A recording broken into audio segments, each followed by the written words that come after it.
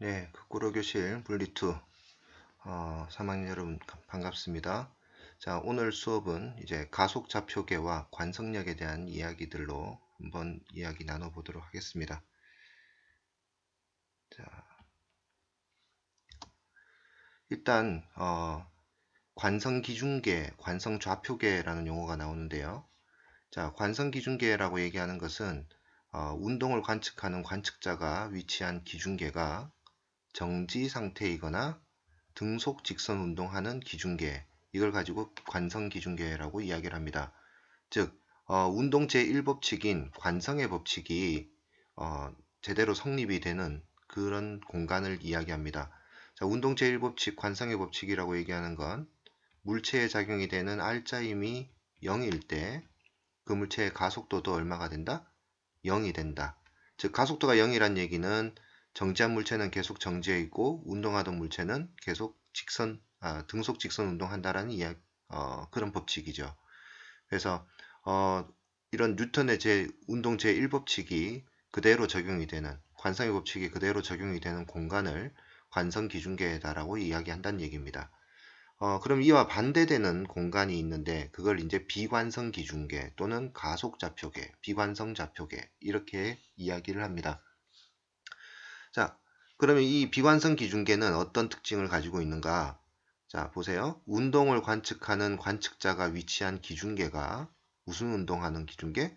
예, 가속도 운동하는 기준계를 얘기를 합니다. 즉, 물체를 포함하고 있는 그 공간이 점점 빨라지거나 점점 느려지거나 또는 방향을 바꾸거나 하는 그런 가속도 운동을 하고 있는 그런 공간을 비관성 기준계다라고 얘기한다는 거죠.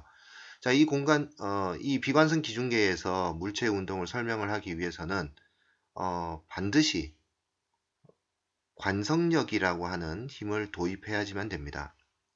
어, 공간이 가속도 운동을 하기 때문에 물체가 실제로는 힘을 받지 않았음에도 불구하고 그 공간에 대해서 상대적으로 가속도 운동을 하는 효과가 생기게 돼요.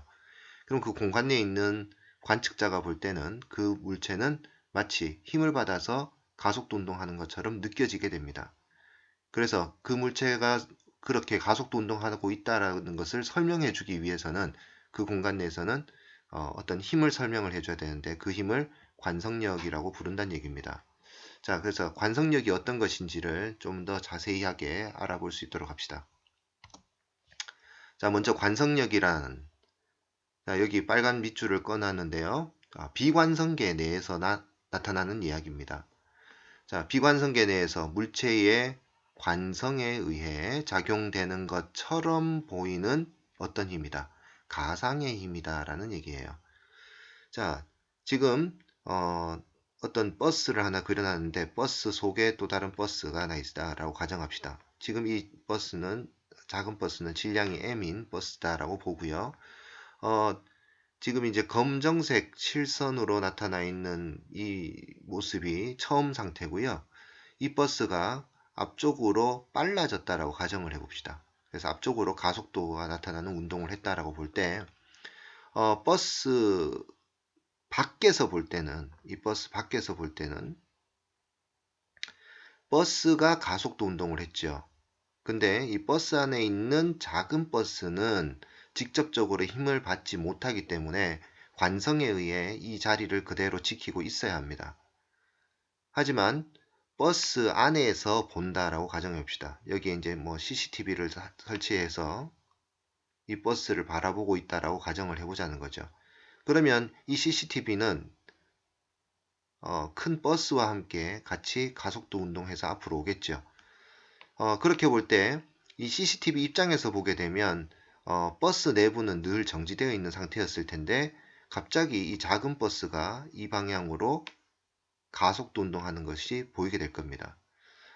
공간의 가속도가 오른쪽이기 때문에 이제 버스 안에서 볼 때는 이 작은 버스의 가속도는 반대 방향이 되죠. 그래서 마이너스 A라는 가속도를 가지고 운동하는 것처럼 보이게 된다는 얘기입니다. 자, 자세히 보세요. 실제로 이 작은 버스는 힘을 받은 적이 있습니까? 없습니까? 힘을 받은 적이 없지요. 하지만 이 비관성계인 버스 내에서 볼 때, 비관성계 내인 큰 버스 내에서 볼 때, 이 작은 버스는 마치 힘을 받는 것처럼 운동하는 것으로 보인다는 겁니다. 이 작은 버스의 운동을 설명해 주기 위해서는 이 가속도 방향으로 어떤 힘이 작용되는 것으로 표현을 해야지만 된다는 거죠. 그래서 근데 이렇게 힘이 작용되는 것처럼 보이게 되는 이 원인은 바로 이 작은 버스가 가지고 있는 관성 때문에 그런 거죠. 그래서 이 작용되는 것처럼 보이는 이 힘을 관성력이라고 부른다라는 이야기입니다. 자, 그럼 관성력의 방향은 어떤 방향입니까? 관성력의 방향은 공간의 가속도의 반대 방향이 되지요. 그 다음에 관성력의 크기는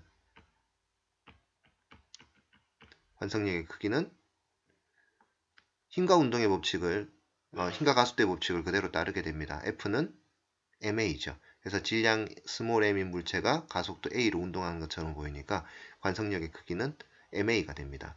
이걸 하나의 식으로 표현해 보자면 자, 관성력이라고 이야기하는 것은 마이너스 ma 이렇게 표현할 수가 있어요. 자, 여기서 중요한 것은 관성력의 크기는 질량과 가속도를 곱한 것이고 그다음 관성력의 방향은 누구의 방향의 반대입니까? 예, 가속도의 방향의 반대다라는 성질을 가지고 있는 거죠. 자, 이런 관성력의 특징을 꼭 잘 기억을 해두고요. 이 관성력의 특징이 다양한 상황에서 이제 적용이 될 수 있는데 우리는 교과서 내에서 이야기하고 있는 엘리베이터와 그 다음 원운동하는 공간 내에서의 관성력을 같이 한번 살펴볼 수 있도록 하겠습니다. 그 내용은 다음 동영상에서 살펴볼 수 있도록 하죠. 자, 오늘은 여기까지 하도록 하겠습니다. 수고하셨습니다.